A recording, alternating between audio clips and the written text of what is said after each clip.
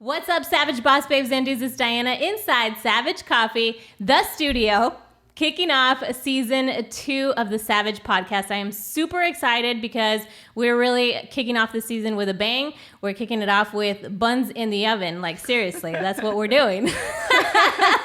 And no, me and my guest are not pregnant. Please, no. But she literally probably has some buns in the oven right now cooking because that is what she does for a living. What's up? Welcome, Sophie. Thank you so much for joining me. I'm so excited to have you here, to be able to talk about your business, to be able to talk about your life experiences and all these buns that you're cooking up in the oven. Yeah, thanks so much for having me. I'm really excited to be here. Sophie Jeffrey. She is the owner of Spread the Loaves. Spread the Loaves. How did Spread the Loaves come to be? It's a long story. We have time, girl. We have time. So I guess really it started with that winter storm that we had in February of 2021. Yes. January, February, yeah. So we, like many people in the city, lost power I think it was a few days we lost power. When we finally got back into our house, I was, scrolling through Facebook and like everyone did to figure out what was going on. And I realized everyone was having problems finding groceries. And I was like, well, I mean, nobody can find bread. Somebody in my neighborhood group had posted about her son really missing peanut butter and jelly sandwiches. That's like the only thing he eats. He was like 2 or 3. We all been there. Yeah. And I was like, I have a lot of flour. I had gotten into the habit of buying a bag every time I went to H-E-B because of COVID and it was so hard to find. And so I just offered to make sandwich loaves for my neighbors and then my husband's coworkers. And I think I made like 65 or 70 loaves of just normal sandwich bread that week, mostly for donations. Some people shoved cash in my hands. Some people traded me yeast or flour or salt, which was really cool. And I just really I had been baking bread for a while at that point, but never in such large quantities. And I was like, oh, I kind of like this. Like, I'm one of those weirdos that enjoys Thanksgiving dinner because I like the planning. Like, yeah. Like at this time I'm going to do this. At this time this will come out of the oven. And so it was just fun to me. Like the planner in me really enjoyed like juggling all those different loaves. And my neighbors were asking to buy more after and asking me if I could, if they could buy another loaf from me. And I was like, listen, y'all, I make a lot better stuff than just these sandwich loaves. So honestly, like within a week and a half, 2 weeks, I started the business. Like I just had been kind of floundering since we moved here. And then COVID and What were you doing before this? So my husband's in the Air Force. So I honestly have not really had the chance to have a huge career in that whole time that he's been in. He's been in for 15 years this month. And, with childcare costs and stuff, it was just easier for me to just stay home and his unpredictable schedules and stuff. Girl, that is a career there too. Yeah, exactly. That is a career. So I always, give yourself credit, please. I appreciate it. So I had a couple little like side hustles here and there throughout the years, but nothing really ever stuck. And then at our last space, I actually went back to school and I finished my bachelor's degree. And so that was really important to me. And I was applying for grad school when he found out that we got orders here. Oh. So when we moved here, I was kind of just like, well, now what do I do with my life? And then COVID happened. We moved here in December 2019. So we got settled and then COVID happened. And so I was like, well, I guess I'm just staying home and helping the kids get through this crazy time with, distance learning or whatever. And so I wasn't really doing anything, like, honestly. And I was really depressed about it. I felt like really unfulfilled professionally, as has been the story of my life as an adult, So when the opportunity to start this came in my lap and people like were really enjoying, like, honestly, what was my least favorite thing that I baked, I was like, well, maybe I can do this. And so, yeah, I just took it off. So how did Sophie the Baker come to be? I mean, when did you start learning how to bake? Out of everything, baking. I know, right? I've always, baked like cookies and cakes and stuff, brownies, all that kind of stuff. But actually, 2020, my New Year's resolution was to learn how to bake bread. So I guess the benefit of COVID and being home all that time was that I had tons of time to practice. So I really only have dove into bread for about 2.5 years now. So it was just like a hobby.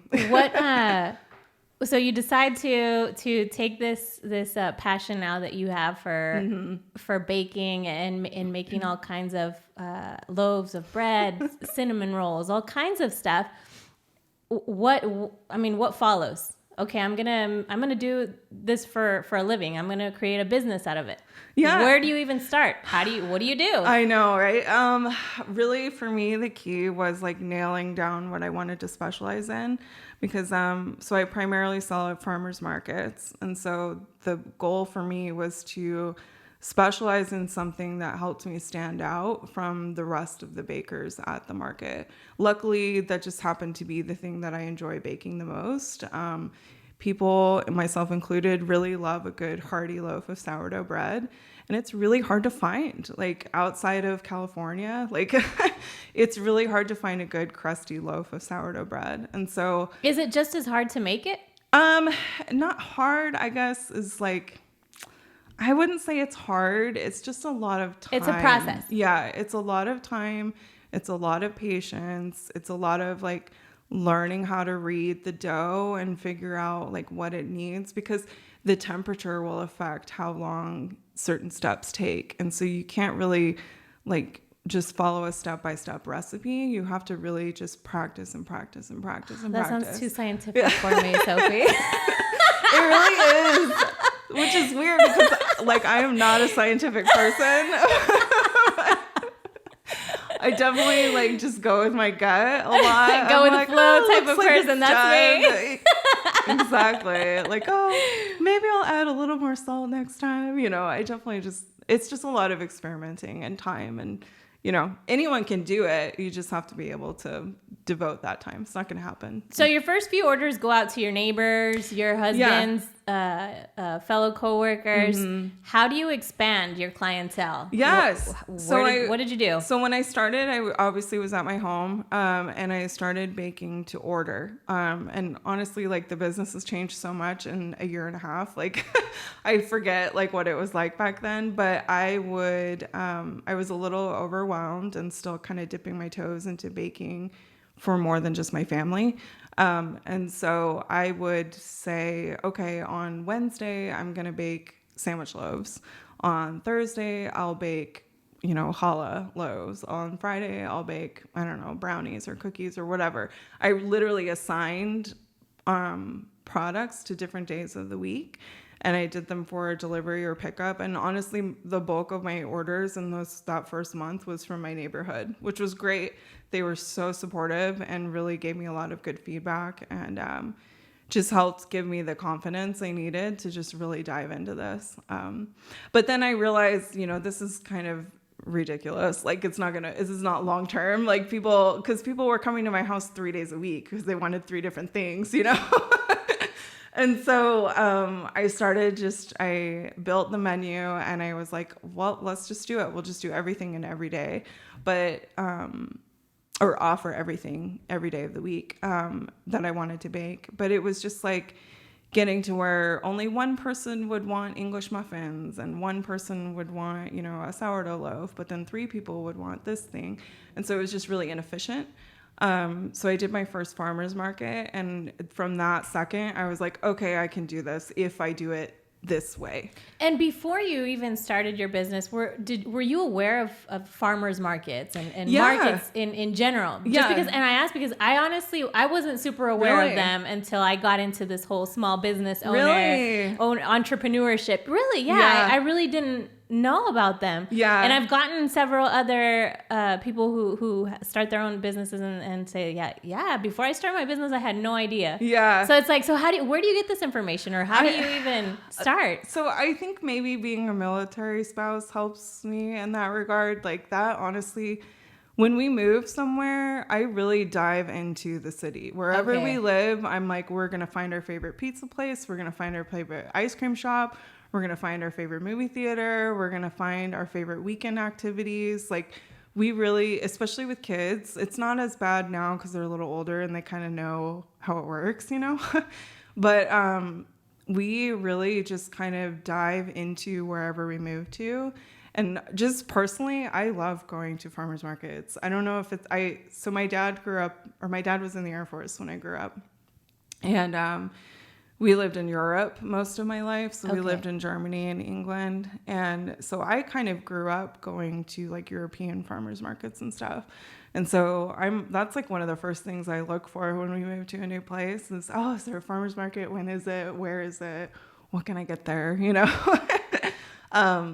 And I guess one of my previous like side hustles was I actually sold like leggings and stuff. It wasn't LuLaRoe. It was a company called Agnes and Dora. So it's like an MLM, a direct sales thing. And so I would do pop-up shows in Illinois too. So, how cool. Yeah. And so take me also to, because there might be somebody who's watching us or who's listening to us who has an idea of some type of food or beverage idea to start a business. When you're getting ready to start and you start out of your kitchen like you did, how do you sell to other people? Yeah. What are the rules and where do you get these rules from? For sure. So Texas has a thing called the cottage food laws, and you can Google it, Texas cottage food laws, and I think that is actually the domain of a website that talks about it. But I always go straight to the source. The Department of Health and Safety has a whole section of their website about running a cottage food operation from your home, and you can produce a lot from your house and sell it. There's a few rules. The biggest one is that you can't sell anything that is considered a time and temperature controlled for safety food. So anything that you either have to keep hot or keep cold so it doesn't spoil, you can't sell it. And so if you want to do something like that, then you need to look into a commercial space. Other than that, though, like you can do jams, jellies. Obviously, I do bread, cookies, cupcakes, granola. My friend has a granola business that he just started. Like there's a lot of things that you can do from your house. The other limitation is you can't gross more than $50,000 a year in sales. So that's your total sales minus cost of goods sold, which is a pretty high limit. Honestly, Texas is one of the more lenient states. So, and other than that, I mean, like I said, I really wanted something that would help me stand out from other people that are trying to sell. So pick your specialty and then just dive headfirst into it. Start following other businesses on Instagram. Like I'm sure you know, the community here, the small business community in San Antonio is so supportive of each other. Yeah. So really just reach out to other businesses, ask for advice, just follow them, tell them they love their product, appreciate some feedback if you would, Yeah. You started in your house. Yeah. You moved into a commercial space. I did. You recently moved back to doing it at home. But tell me, what are the pros and cons of, and what are the differences from working at home to working in a commercial space? For sure. So it's a huge difference. Like, honestly. So I started the business in February 2021. And then at the end of September, I had moved into a shared commercial kitchen space. And so that went really fast. I did it right at the right time because it was picking up for the holidays. So I had the benefit of, the large walk-in cooler to store dough overnight, more ovens, more than just my home oven. But like, there's a lot of pressure too. Like suddenly I was paying rent. I had to pay to license the kitchen. I had to make sure I had a food manufacturer's permit. Like I ended up hiring a couple employees over the time that I was there. And then when, summer sales slowed down, like they always do, but for some reason it hit me harder this year than I expected. Suddenly those underperforming markets hurt really hard, And I just was starting to feel myself burn out a little bit. My kitchen space was about a 30-minute drive from my house without traffic. So if there was traffic, then it was like an hour sometimes on the way home, and I just wanted to get home, you know? Yeah. So yeah, I like the benefit obviously is more space, more equipment, bigger equipment. You're able to produce a lot more. I could wholesale to businesses, and I had a few wholesale accounts, which was great because it was like steady money every week that I knew was going to come in, that I didn't have to hustle and sell at the market on the weekends, you know? But, you know, there's downsides, and really I just realized I was getting burnt out and over it. And if I wanted to continue to do this, I needed to be able to scale back a little bit every once in a while and not feel that pressure to pay my rent and to pay my employees, and if that makes sense. Yeah. What have you learned about yourself in this time being? Oh, so much. So much. Honestly, I think the biggest lesson that I have learned while running this business is that I can do more than I thought I could. Like, and moving into that kitchen space really helped me. I dealt with imposter syndrome a lot. Like, what am I doing selling this, you know? But do you feel like you underestimated yourself before you started this business? Definitely. And I think that's a lot of that comes from having other not failed but not super successful side businesses. It comes from, you know, spending a decade home raising kids, trying to be like fulfilled any way I possibly could. Whether it was like planning elaborate birthday parties or like making really cute lunches for them, because I just needed a creative outlet. So running the business has told me I can do it. Really, I can do whatever I want to do. I just have to dive into it head first. There's no halfway, you know? What if you, at least one, but if you have more, what are a few myths that you would like to debunk of small business ownership? Oh my gosh. That you rich? hear, No. yeah, that you hear that you're like, really? That we're loaded. No, I'm just kidding. I don't know anyone who believes that. No. I guess maybe that we like, I don't really know. Honestly, most of the myths that I hear are like reality checks for people. Like, we do work a lot, you know, we work our butts off, and we're literally always working. Like, I was at the dentist a couple of weeks ago, and I was getting a cleaning, and the hygienist was like, "Oh, are you going back to work after this?" And I was like, I mean, it's technically my day off. Like, we were talking a little bit before that, you know, we try to take Sundays and Mondays off or whatever. I do the same thing as y'all do. But I'm not really off, you know? Yeah.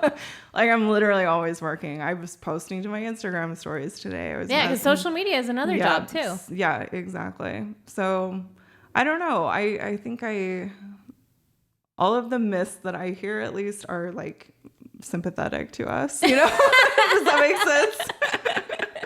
So I guess what I would say is they're all true. We all work way too much. We make way too little money. And we love your support. Yes, definitely. What does but you know what? One of the ones that I hear is like, oh, I'd love to support small businesses, but they're too expensive. Oh gosh. Yeah.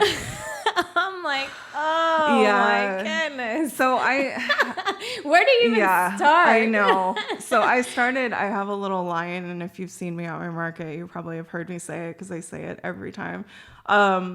I sell cinnamon rolls. I think y'all have had them before.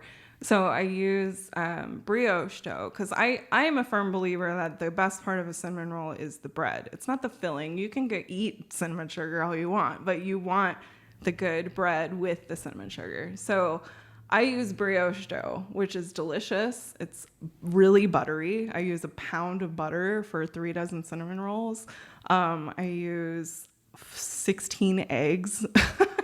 I use probably like 300 to 400 grams of milk, which I don't know the conversion for that, but but it's a lot. But all three of those things have like doubled, if not almost tripled in price over the last like 6 months. I know, with milk and stuff. Oh yeah. And so I charge $18 for a 4-pack of these cinnamon rolls. And I have adjusted the price. When I first started, I was doing like $3 a cinnamon roll.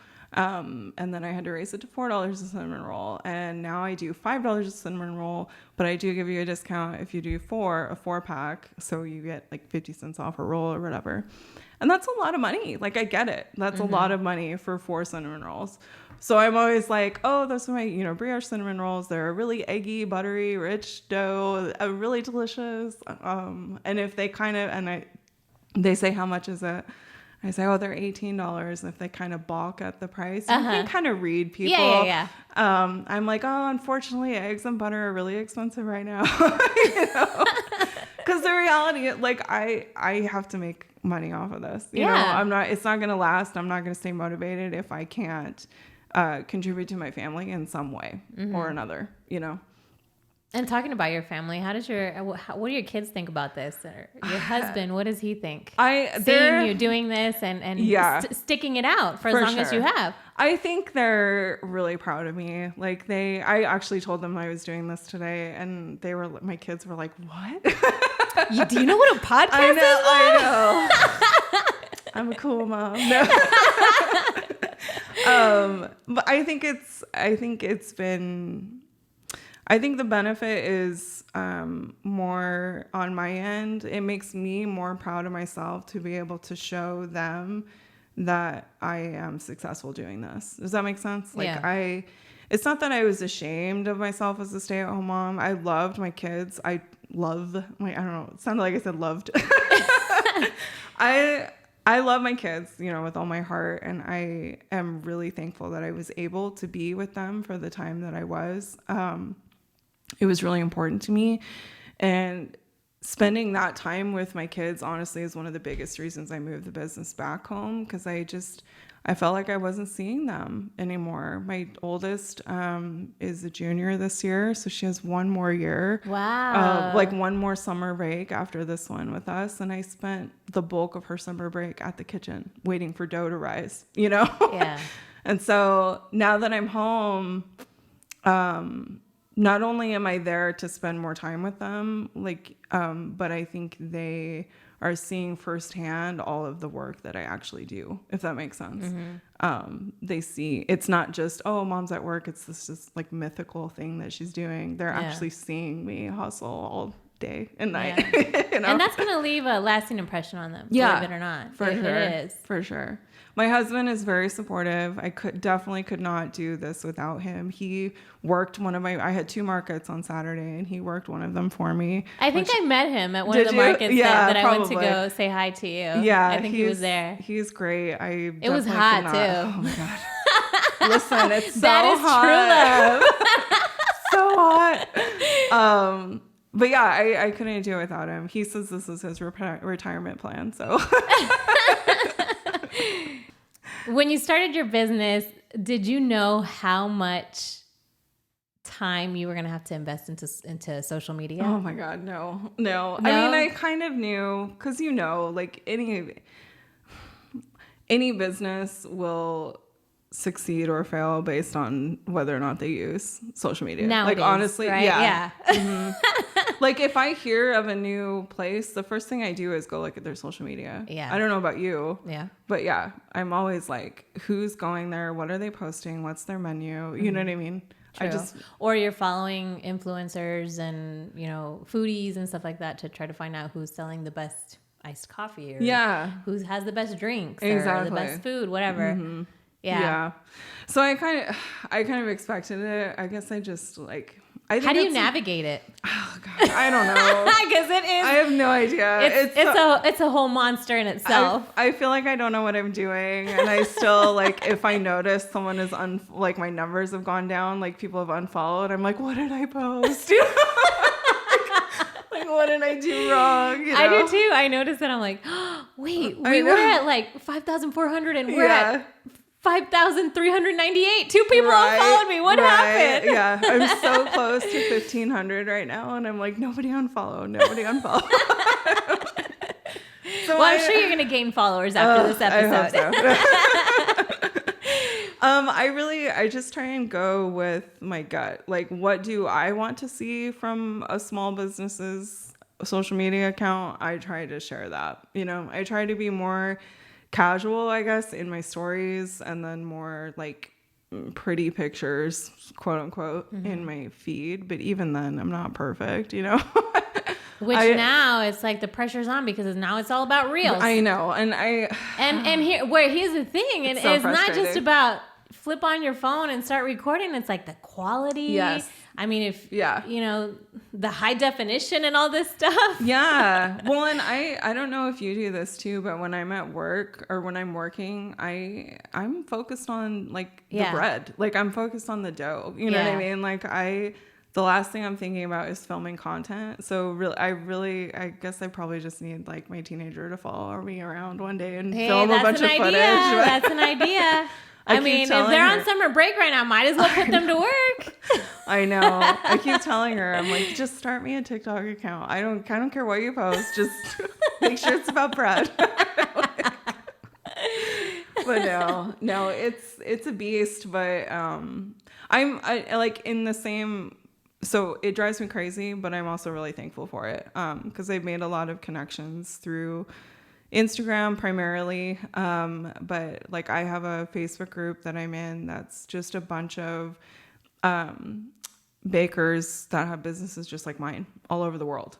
And so I made one friend, really close friend in particular, and she lives in Connecticut. And I literally never would have met her.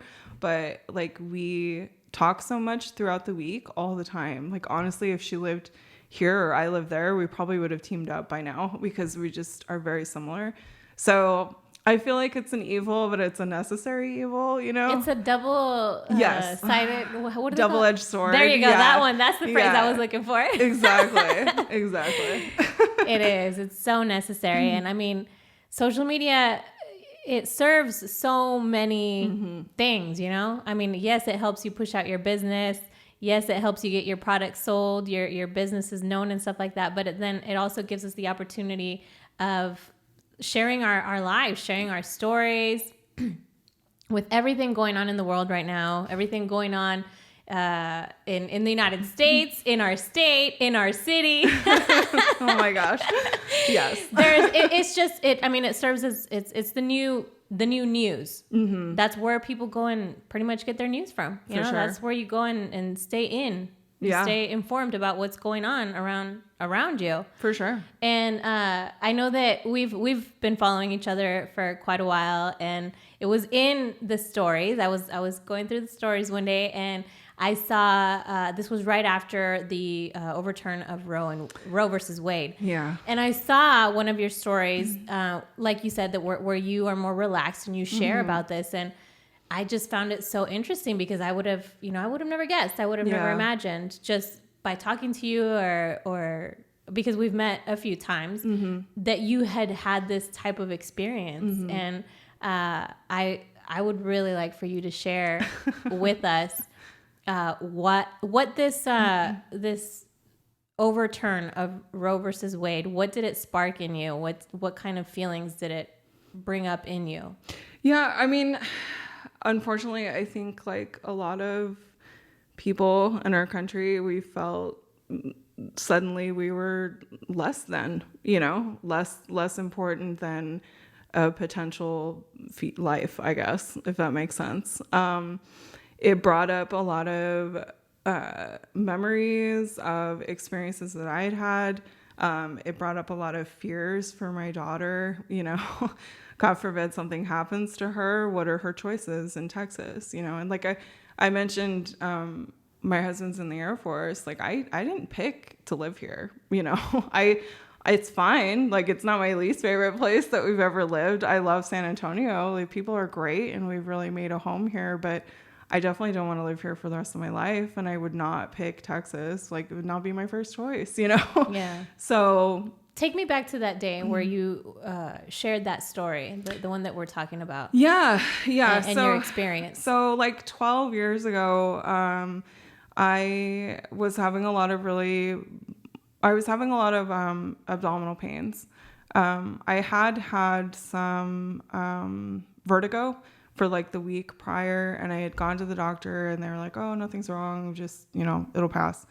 And I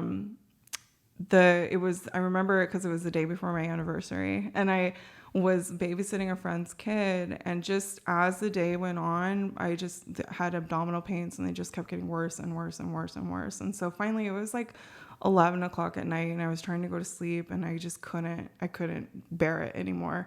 And so I woke my husband up. We had a 4-year-old at the time, and like, I'm doing math, 7-month-old son. Little babies. Yeah, little kids. And so I was like, honey, I'm going to go to the hospital. Just stay here. Don't wake up the kids. It'll be fine. So I literally drove myself to the hospital. Like, luckily we were on base in Alaska at the time, so it was just across the base. But I drove myself to the hospital. I almost had to pull over like a couple times because I just stabbing pains in my lower abdomen. And I went in to the ER, and one of the first things you do if you're a woman and you're having abdominal pains is they do a pregnancy test. And I was like, I'm not pregnant. I have an IUD. It's fine. It's in place. Like, I can feel the string. It's fine. And I did it, and they came in and they said, oh, you're positive. And my first thought was, I cannot have a baby right now. Like, there's no way. No way. I wasn't mentally in the place where I could take care of another child. Like, I was stressed to the max with the kids I had, Yeah. My husband had just gotten back from deployment to Iraq, like a few months prior. Not even, it was like a couple months prior. So we were readjusting to having him back, and with a second child. He was in Iraq when my son was born. And I knew financially we couldn't afford it. He was still a really low rank. We didn't make hardly any money. We lived in Alaska, which is a really expensive place to live. Like, milk was like $4.50 a gallon on base, which is usually cheaper, which nowadays it's like $4 a gallon. But back then, that was a lot of money. It was a big deal, And so, that was my first thought in the ER. I'm laying there and I'm like, I cannot have another baby right now. And then they sent me back for an ultrasound, and they said, well, we can't find the fetus. We think it might be what's called an ectopic pregnancy. And so ectopic pregnancies occur when the egg implants itself inside your fallopian tube instead of traveling all the way through into your uterus. And one little spermie finds its way up there and fertilizes it. And so obviously your fallopian tube is too small to host a baby. So yeah. And it wasn't created to do that. Exactly. So the risk is severe to the mother. If the fetus continues to grow, it'll burst and could kill the mom, right? Yeah. The baby will not. It's not a baby. It's not going to live. There's no way. It just won't survive. So they said, we suspect it's this. We can't get a good look on it. You might be early along. So we're going to go in surgically, but we're pretty sure it's this. If it is this, we're going to remove your fallopian tube. And I was like, cool. Okay. All of this at the same night? It was like 1 night? a.m. Yeah, it was like 1 a.m. So I called my husband. I was like, I'm going back for surgery. You might want to come here. Wait, what? Yeah, what? it was He's nuts. like, probably half asleep. Literally, yeah. So he had my friend come and sit with the kids and drove over. And yeah, it was nuts. So I went back for surgery, and that's what it was. It was an ectopic pregnancy. I lost a fallopian tube. And like, I think a couple weeks later, my husband called and made an appointment for a vasectomy because he's like, I don't want another kid. Like, neither one of us wanted or could afford or, could provide for another child. And I'm sure he didn't want to put you at that risk. Exactly. Again. And once you have one, you're more likely to have another one. And I was just like, we're done. We don't want any more children. And Had you ever heard of that before? Nope. Never. I'd never heard of it. I think more people are aware of it now because more women are speaking up about their experiences. And the reason I brought it up with Roe v. Wade is not only because like I knew I probably would have had an abortion if it wasn't an ectopic pregnancy. And that's like my decision. It was my husband's decision. We knew that we couldn't provide for another child, so we didn't want to suffer, or cause the child to suffer, I guess. So part of the reason why I brought it up is because Roe v. Wade was overturned, the states are left to decide whatever they want, basically. Yeah. And unfortunately, the people who are making these laws in some states don't understand the science behind reproduction. Like they don't understand, I guess, that an ectopic pregnancy will never be a viable fetus. It'll never be a baby. It's just going to be a clump of cells that's going to cause severe damage to whoever's carrying it, you know?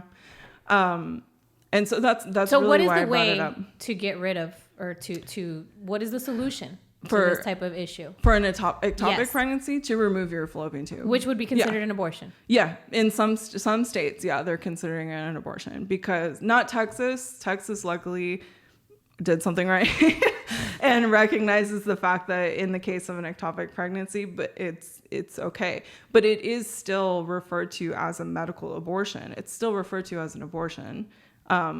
It's just like, it's up to the states now to decide whether they're going to allow abortion in the case of an ectopic pregnancy, if that makes sense. Yeah.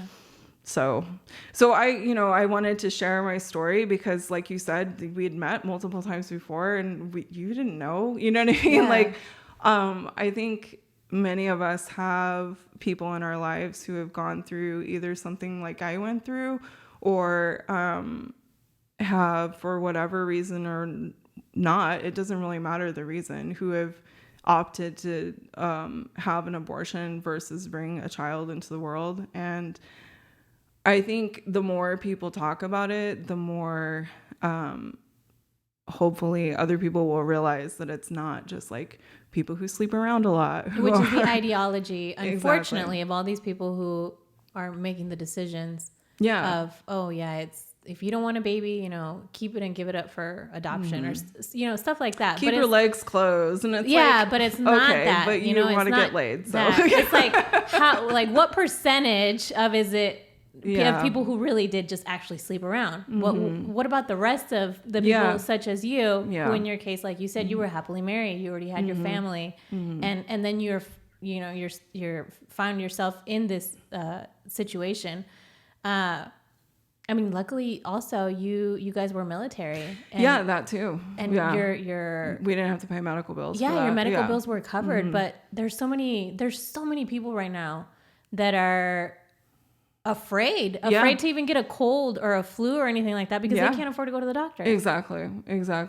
And so think about being afraid to be, sick or whatever, and then also having to bear a child. Like, you know what I mean? Like 1,000 times worse. Yeah, exactly. Like, then you're not only worrying about yourself, you're worrying about, the medical bills for birthing the child in the first place. And then, like, kids are not cheap. Like, and kids get hurt all the time. And I just feel like when the when the Supreme Court overturned Roe v. Wade, they were dooming a lot of people. And I mean, that's the reality. I don't know. I'm not a conspiracy theorist, but I do believe that the masses are better controlled when they're undereducated, when they're hustling however hard they can to be able to buy groceries for their families. I feel like it's easier to get away with a lot of shady stuff if we are hurting too much to pay attention, if that makes sense. Yeah. And so I think personally, I feel like that was the motivation behind this. It's not about life. Because if it was about life, then we all would have been wearing masks. Like, we all would be vaccinated. We all, kids would have free healthcare. Kids would have free preschool. Like, if it was about life, then the lives that are in our country would be better taken care of. Yeah. So I think the thing that upsets me, that upsets me the most, is when I heard the verdict, the overturn of Roe versus Wade. I was just like, okay, I mean, fine, if you guys want to go down that road, okay, let's do it. But then how about we up the game on social services? Yeah. I'm sorry, but Texas has really bad social services. There's a lot of people who need help and are struggling to get help because, they don't have enough employees to go through the applications of people who are applying for food stamps or who are applying for whatever type of services. That's their excuse. So it's like, okay, let's do what you want to do, but then, pick it up over here too. Like, you can't have both. Yeah. I've seen the slogan being changed to, it's not pro-life, it's pro-birth. And that, I mean, that's like the biggest thing. They're pro-birth, but once the baby is born, they don't want to do anything to protect it. Yeah, you know, that's your responsibility. But I don't know. What kind of life are they doing these children to? Does that make sense? Yeah. And I mean, here's the thing, regardless of where you stand on this topic and on any topic, I just believe that it's really important to use our social media, I want to use this podcast as a platform to bring awareness to things like this. But whatever it is that you believe in and that you want to have changed or stay the same or whatever, you know, the elections are in November. Yeah. Like seriously. And I mean, and we're talking about elections that really affect us and our community, because it's one thing to go out and vote when we're voting for the president. But I mean, there's so much that the president does, you know, it's cool to go and vote for the president, Democrat, Republican, whatever it is that you vote for. Yeah. But it's so crucial. It's like 100 times more important when it's local elections. It's so much more crucial for you to participate. Exactly. Why? Because those are the people who are making the decisions in your community. Those are the people. Got the governor, the senator, Attorney General, everything. All those people, those are the people that are making the decisions of how much money is going into your schools, the schools that that your children are going into. Yeah. Where the money that these social services that are supposed to be provided for our, you know, for Texans, those are the people who are deciding how much money and where and how, and you know, all those things are being decided. Yeah, for sure. Especially like this Supreme Court ruling was, you know, disheartening because of that reason, because people don't pay attention to the small local elections. They don't. So the people who are in office can do whatever they want. They don't have to listen to you because you haven't told them that you don't want them making those choices for you, you know? So yeah, November is a hugely important election. If you are, Texas has some really crazy voting laws too. I need to look up the date, but you have to be registered to vote like 6 weeks before actual election day. You can only register to vote by mail. So please, if you haven't done that, please do it now. Really? Because elections are in November. I worked the 2020 election. I ran a polling site, and I haven't decided if I'm going to do it again this year, but I mean, we'll see if I can make it work. But if you're able to do that, then do that, because the more polling sites the more volunteers they have, the more polling sites they can have open. Yeah, exactly. And you get paid. I say volunteer, but it's a paid position. It's not like a ton of money, but it's money, you know? Yeah. And it's really easy. They provide training. Really, you're just making sure people aren't like voting for each other, you know? and they're using the machine properly. You're like refs for the voting. Exactly. But yeah, no, November is super important, especially in Texas. Beto is running, and he is not only promising to help with this, you know, abortion situation. He's wanting to legalize cannabis. He's wanting to fix the funding that you were talking about, like social service funding and stuff. Do you follow him on social media at all? I do. He's been sharing like a lot of videos of him talking at these like town halls, and I feel like he's really trying to reach out to like centrists and Republicans as well. It's not left versus right anymore. You know, it's just your belief. Do you, with your belief, have the right to diminish my personal rights as a human being? You know. Yeah.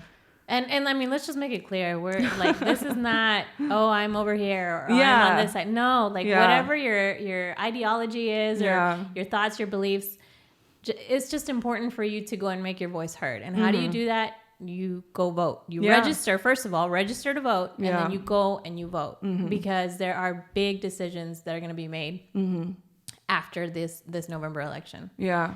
And I think as a small business owner too, I don't know if you feel like this. Sometimes I am a little nervous to share stuff like that. Yeah. Especially living in a red state right now. Like we moved here from Illinois, and obviously I didn't really own a huge business there, but I was way more vocal there than I was here. But there are a few things that I will never be quiet about, and I think it has helped my business more than it has hurt it, if that makes sense. Yeah. Like women's rights, LGBTQ rights. I have a bisexual daughter, so I will never shut up about that. Those are at risk in the fall as well. My daughter has a bunch of not a bunch, but she has a couple trans friends who, are at risk, like honestly, by some of the laws that have been enacted by the current government. So I think like times are changing. You know what I mean? I think people expect businesses to speak out more than they did, 10, 15 years ago. Yeah, it's true. Yeah. Sophie, well, I'm so glad that you were able to come and share with us. It's hard. It's hard talking about some of this stuff. Yeah. But it's definitely things that our community needs. Mm-hmm. It's definitely something that's going to inspire, and we hope that inspires and that it helps and that it motivates other people who maybe here in our community have some kind of idea and have been, kind of thinking about it. It's been turning in their heads, and they just need that little push of yes, I can do it. I could quit my 9-to-5 and start my own business. It's going to be hard, but it can be done. For sure. Yeah. And I am always willing to chat and brainstorm ideas and help a fellow small business owner out, as much as I can. Nice. I figured this all out on my own. So, sometimes and sometimes it's nice to be able to ask somebody and get a little bit of advice and not have to go through that failure that somebody else already did, For sure. Farmers markets, cottage food law, all that jazz. Let me know. What are your social media handles and where can we follow you? Yeah. So I'm on Instagram. It's Spread the Loaves, @SpreadTheLoaves, and Facebook, Spread the Loaves as well. And soon to be on TikTok. Oh, yeah. We'll see. I'm not doing any dancing, though. So. Thank you so much for sharing with us. Thank you for listening. Thank you for tuning in through our YouTube channel. Please subscribe to the channel. Please share on your Instagram, on your Facebook, on your social media so that other people can hear this episode and can hear and support the Savage Podcast. Thank you. Thanks.